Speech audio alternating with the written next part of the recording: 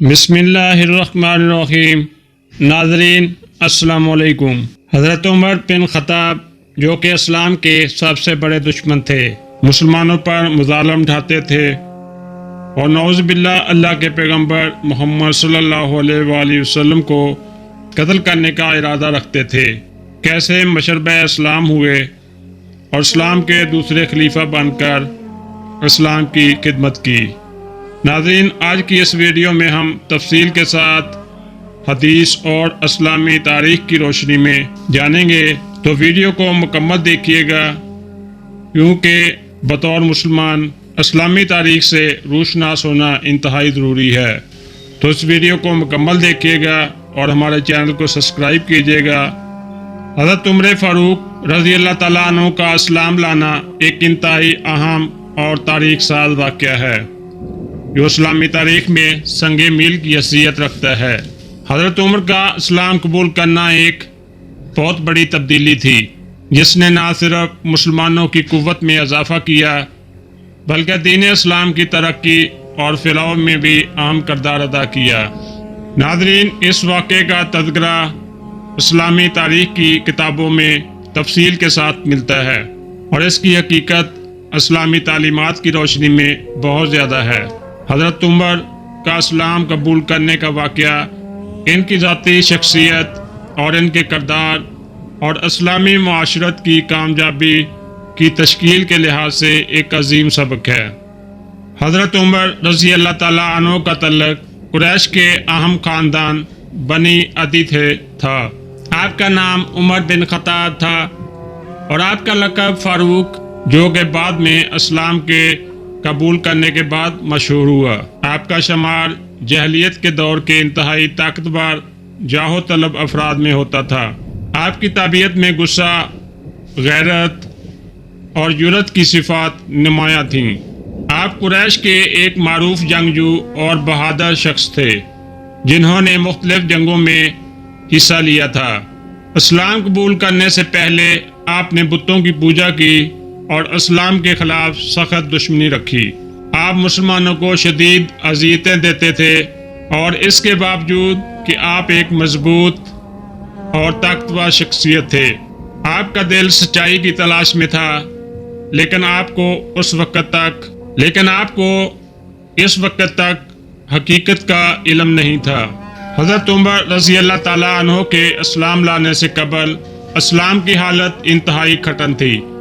حضرت محمد صلی اللہ علیہ وآلہ وسلم اور آپ کے پیروکاروں کو قریش کی جانب سے سخت مخالفت کا سامنا تھا۔ مکہ مکرمہ میں مسلمانوں پر ظلم و ستم کے پہاڑ توڑے جاتے تھے، لیکن اس کے باوجود اسلام کی دعوت اپنے اثرات چھوڑ رہی تھی۔ اس دوران حضرت عمر کو اسلام کے پیروکاروں سے سخت نفرت تھی اور آپ نے ان کے خلاف مختلف تدابیر اپنائی تھیں۔ اسلام کے ابتدائی دور میں مسلمانوں کی تعداد بہت کم تھی اور ان میں اکثریت غریبوں، غلاموں، عورتوں اور کمزوروں کی تھی۔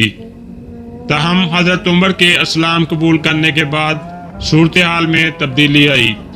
ناظرین، ایک دن حضرت عمر تلوار ہاتھ میں لیے بڑے جاہ و جلال میں گھر سے نکلے کہ نعوذ باللہ حضرت محمد صلی اللہ علیہ وآلہ وسلم کو ختم کر دیں گے۔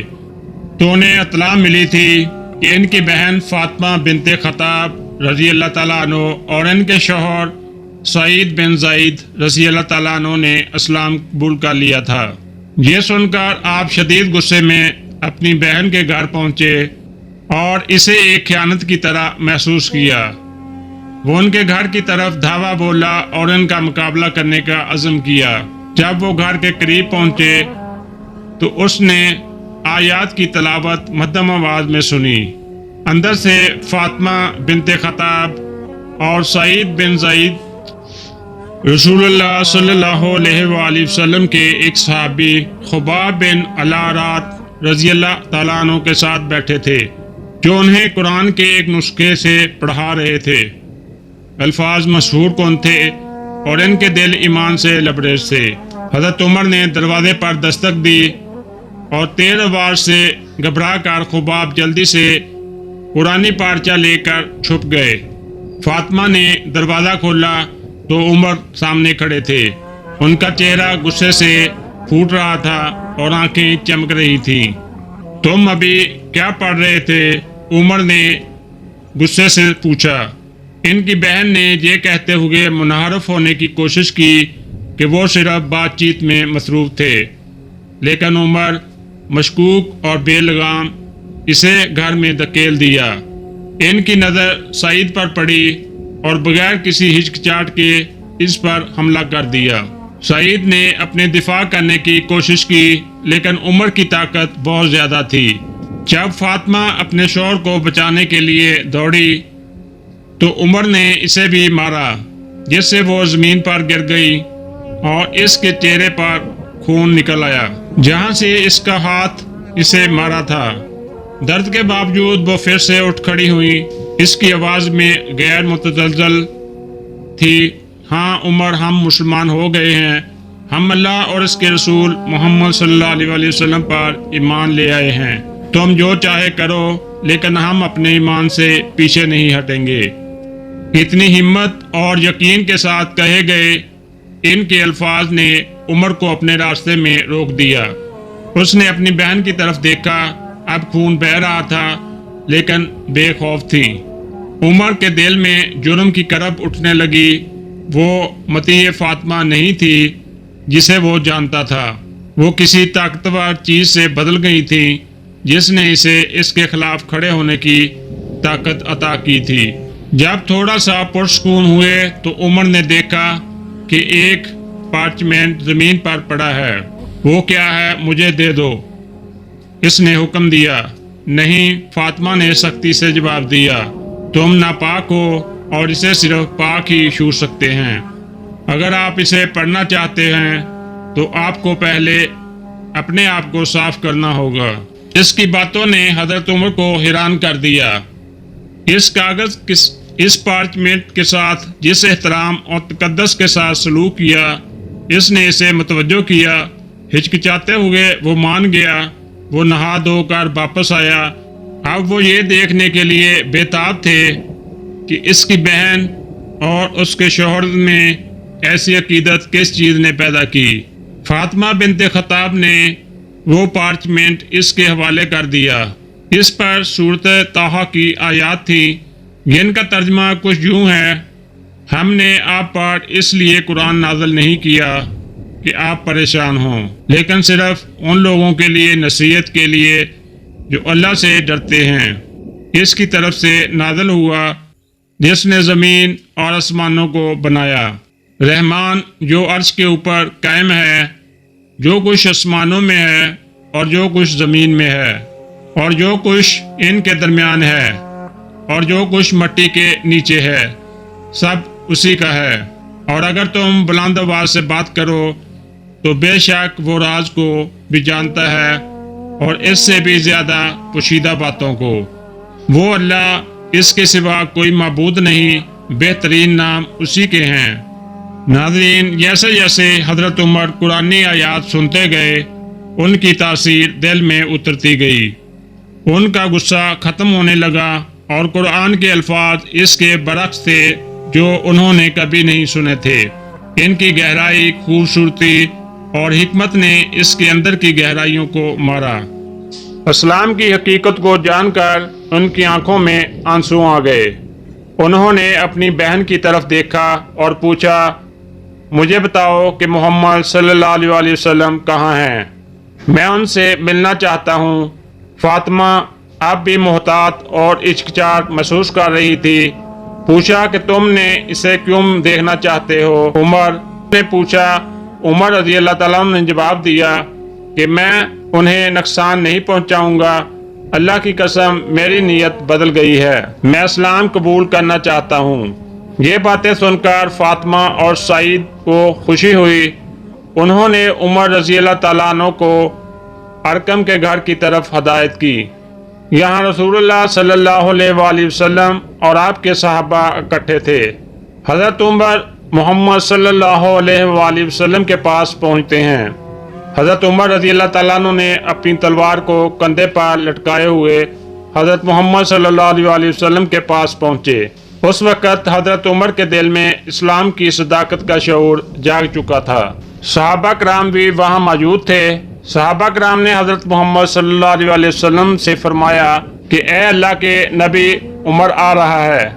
آپ صلی اللہ علیہ وسلم نے فرمایا آنے دو، کیونکہ آپ صلی اللہ علیہ وسلم حضرت عمر کے اسلام قبول کرنے کے بارے میں جانتے تھے، کیونکہ آپ صلی اللہ علیہ وسلم نے ہی دعا فرمائی تھی کہ اے اللہ اسلام کو حضرت عمر کے ذریعے عزت و وقار عطا فرما۔ اور یہ بات آپ صلی اللہ علیہ وسلم کے لیے ایک عظیم خوشی کا باعث بنی۔ حضرت عمر جب محمد صلی اللہ علیہ وسلم کے سامنے آئے تو آپ صلی اللہ علیہ وسلم نے حضرت عمر کو خوش آمدید کہا اور فرمایا اے عمر، اللہ کی قسم یہ اللہ کا انعام ہے کہ اس نے تمہیں ہدایت دی۔ حضرت عمر رضی اللہ تعالیٰ عنہ نے فوراً کلمہ طیبہ پڑھا اور اسلام قبول کیا۔ حضرت عمر کی اسلام قبول کرنے کے بعد اس واقعہ نے مسلمانوں کے حوصلے بلند کر دیے، کیونکہ حضرت عمر وہ شخصیت تھے جو مسلمانوں کے مخالفین میں سے ایک بڑے حریف تھے۔ حضرت عمر رضی اللہ تعالیٰ عنہ کے اسلام قبول کرنے کی خبر جیسے ہی صحابہ کرام تک پہنچی، پورے مدینہ میں خوشی کی لہر دوڑ گئی۔ حضرت عمر رضی اللہ تعالیٰ عنہ کا اسلام قبول کرنا مسلمانوں کے لیے ایک بہت بڑی فتح تھی۔ وہ مسلمان جو چھپ کر اذانیں دیتے تھے اور چھپ کر نمازیں پڑھتے تھے، حضرت عمر کے اسلام قبول کرتے ہی واضح طور پر اذانیں دینے لگے اور نماز پڑھنے لگے، کیونکہ حضرت عمر کی طاقتور شخصیت اور بہادری نے مسلمانوں کو ایک نئی طاقت دی۔ ہم مسلمانوں کو یہ محسوس ہونے لگا کہ ان کا دشمن اب ان کے ساتھ ہے اور ان کے دین کے کاموں میں شامل ہے۔ حضرت عمر کی اسلام قبول کرنے کے بعد آپ کی شخصیت میں ایک نمایاں تبدیلی آئی۔ آپ نے اپنی قوت اور اثر و رسوخ کو اسلام کے فروغ کے لیے استعمال کیا۔ آپ کا کردار اور آپ کی قیادت مسلمانوں کے لیے ایک مضبوط ستون ثابت ہوئی۔ آپ رضی اللہ تعالیٰ عنہ نے حضرت ابو بکر صدیق رضی اللہ تعالیٰ عنہ کے بعد خلافت سنبھالی۔ جب حضرت ابو بکر صدیق رضی اللہ تعالیٰ عنہ کا انتقال 13 ہجری 634 عیسوی میں ہوا تو حضرت عمر رضی اللہ تعالیٰ عنہ کا دور خلافت شروع ہوا۔ آپ نے 10 سال تک ایک وسیع اور عریض سلطنت پر حکومت کی۔ آپ کی قیادت میں اسلامی سلطنت نے بے پناہ فتوحات حاصل کی اور عدلیہ، معاشرتی اصلاحات اور دیگر اہم ترقیات میں بہت بڑا کردار ادا کیا۔ ناظرین، حضرت عمر کا یہ واقعہ یہ ظاہر کرتا ہے کہ اللہ تعالیٰ کی ہدایت جب چاہے جس وقت چاہے عطا کر دے۔ آپ کا اسلام قبول کرنا اس بات کی علامت ہے کہ اللہ کے راستے میں سخت ترین دشمن بھی ہدایت پا سکتے ہیں اور اللہ کی حکمت سے کوئی بھی انسان درست راہ پر آ سکتا ہے۔ ناظرین، یہ تو تھا حضرت عمر رضی اللہ تعالیٰ عنہ کے اسلام قبول کرنے کا واقعہ۔ امید کرتے ہیں کہ اس سے آپ کی معلومات اور علم میں اضافہ ہوا ہوگا۔ تو ویڈیو کو لائک اور شیئر ضرور کیجیے گا، ہمارے چینل کو سبسکرائب کیجیے گا۔ ملتے ہیں اگلی ویڈیو میں، تب تک اللہ میرا اور آپ کا حامی و ناصر ہو۔ والسلام، اللہ حافظ۔